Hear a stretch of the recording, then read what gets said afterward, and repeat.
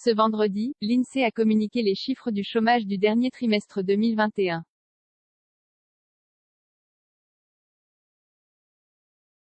Le taux de chômage est historiquement bas, puisqu'il faut remonter à 2008 pour trouver trace d'un pourcentage encore plus faible. La sortie de crise semble donc plutôt bien se dérouler, malgré quelques nuances à apporter. Ce vendredi matin, l'INSEE a transmis les chiffres de l'emploi avec une très bonne nouvelle. Au quatrième trimestre de 2021, le taux de chômage est descendu à 7,4% de la population active en France, soit 0,6 points de moins en 3 mois, après une année entière de chômage à taux quasi stable, entre 8,1% et 8% les 4 derniers trimestres.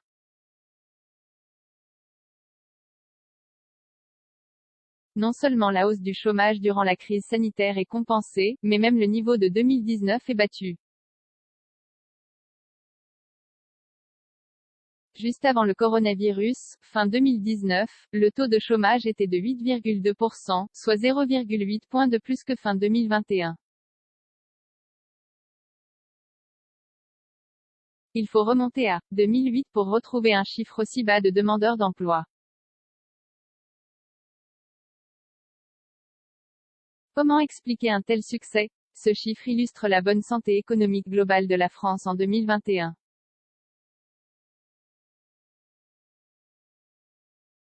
Entre autres, 650 000 emplois créés dans le secteur privé durant l'année grâce à une croissance florissante de 7%. Le chômage ne fait que refléter la bonne tendance actuelle française et a toujours été corrélé à la croissance, rappelle Yannick Lorty, professeur d'économie à l'université Eiffel et spécialiste de l'économie du travail.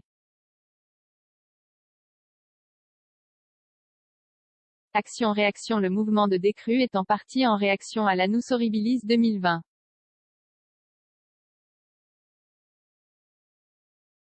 Il y a eu une récession d'une très forte ampleur en 2020 et une reprise de même intensité en 2021. Une simple action-réaction en économie, poursuit l'expert. Un tel phénomène a d'ailleurs été observé dans l'ensemble des pays riches confrontés à la crise sanitaire. Stéphanie Villers, économiste spécialiste de la macro, y voit également la réussite du « quoi qu'il en coûte » et des aides de l'État, qui auront permis de sécuriser les salariés en poste même au plus fort de l'arrêt économique du pays, mais également d'accélérer les recrutements. En 2021, il y a eu une hausse de 12,2% des investissements pour les entreprises, grâce notamment aux prêts garantis par l'État. Or, quand une entreprise investit, cela se concentre principalement sur deux axes, modernisation et recrutement.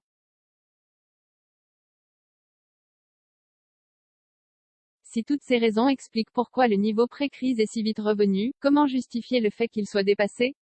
On a rejoint une autre tendance qui avait lieu entre 2015 et 2019 et qui a été interrompue par le coronavirus, une décrue du chômage année après année, en compensation de la hausse entre 2008 et 2015, lors de la crise économique des subprimes, indique Yannick Lorty.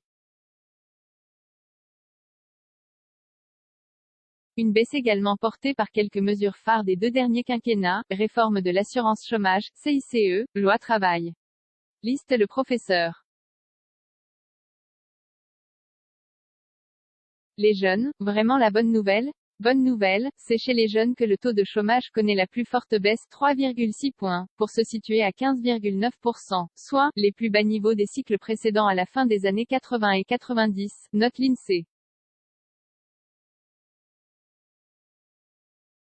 Ce sont les bénéficiaires logiques des politiques de recrutement et des créations d'emplois, d'autant plus que l'État a lancé plusieurs mesures spécialement pour l'embauche de cette population, poursuit Yannick Lorty.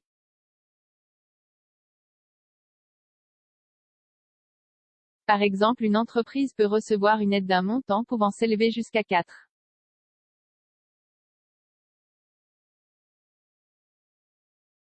€ pour l'embauche d'un jeune de moins de 26 ans, dans le cadre du plan « Une jeune une solution ». Le bilan n'est pas à idéaliser pour autant. Ce taux de chômage se fonde sur la définition du Bureau international du travail, BIT, qui repose sur 3 critères. Pour être considérée comme chômeuse, la personne ne doit pas avoir travaillé dans la semaine, doit être disponible dans les 2 semaines pour un emploi et doit être activement à la recherche de travail au cours des 4 dernières semaines. Cela signifie qu'une personne ayant arrêté de chercher depuis 4 semaines ou n'étant pas disponible dans les 2 semaines pour un emploi n'est pas comptabilisée comme chômeuse.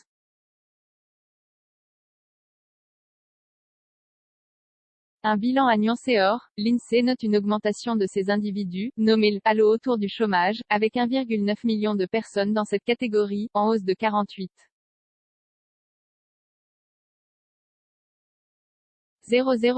Ce halo est particulièrement en augmentation chez les jeunes, de 0,5 points, déplore Stéphanie Villers.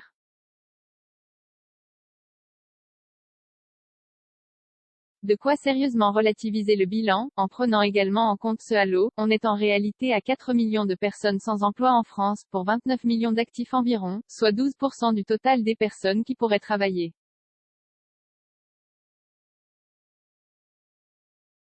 Un chiffre beaucoup plus vertigineux et beaucoup plus inquiétant, des centaines de milliers de Français sont en train de totalement quitter le marché de l'emploi, et de plus en plus jeunes, sans aucune expérience et pour qui la réinsertion sera d'autant plus difficile.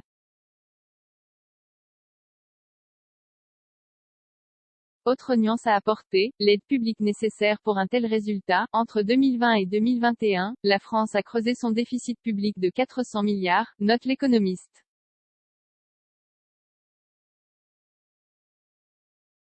Cela fait cher les 7,4% de chômage, poursuit amèrement la spécialiste.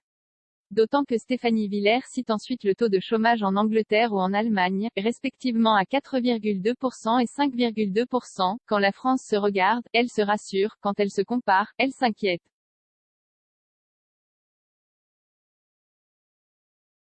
Économie-emploi, le taux de chômage descend à 7,4% au 4e trimestre, au plus bas depuis près de 15 ans, selon Elisabeth Borne Économie Cour des comptes. Près de 2 ans après sa mise en place, le « quoi qu'il en coûte » a-t-il été une bonne stratégie?